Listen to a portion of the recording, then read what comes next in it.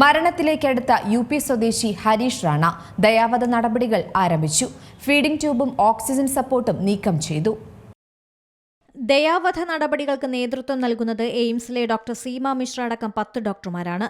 ദയാവധത്തിനായുള്ള നടപടികൾ ആരംഭിച്ചു കഴിഞ്ഞു. ഫീഡിംഗ് ട്യൂബും ഓക്സിജൻ സപ്പോർട്ടും നീക്കം ചെയ്തു.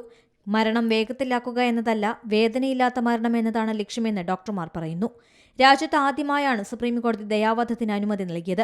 അന്തസ്സായി മരിക്കാനുള്ള അവകാശവും പൗരനുണ്ടെന്ന് ചൂണ്ടിക്കാട്ടിയായിരുന്നു കോടതിയുടെ ഉത്തരവ്. 13 വർഷമായി കോമയിൽ കഴിയുകയാണ് ഹരീഷ് റാണ. ചണ്ഡീഗഡിൽ സിവിൽ എഞ്ചിനീയറിംഗ് പഠിക്കുകയായിരുന്ന ഹരീഷ് 2013 ഹോസ്റ്റൽ കെട്ടിടത്തിന്റെ 4ാം നിലയിൽ നിന്ന് വീണ് പരിക്കേറ്റത്.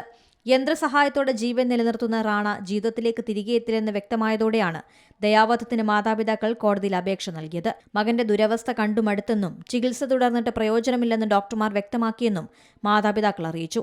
ഹർജി പരിഗണിച്ചാണ് ഘട്ടം ഘട്ടമായി ഹരീഷ് റാണയുടെ ചികിത്സ അവസാനിപ്പിക്കാൻ ഉത്തരവിട്ടത്. എയിംസിലെ പാലിയേറ്റീവ് കെയറിൽ പ്രവേശിപ്പിച്ച് ദയാവധം നടപ്പാക്കുകയാണ്. National desk Zee Malayalam news. ഏറ്റവും പുതിയ വാർത്തകളും വിശേഷങ്ങളും വിരൽത്തുമ്പിലറിയാൻ സീ മലയാളം ന്യൂസ് എല്ലാ ഡിജിറ്റൽ പ്ലാറ്റ്ഫോമുകളിലും ലഭ്യം.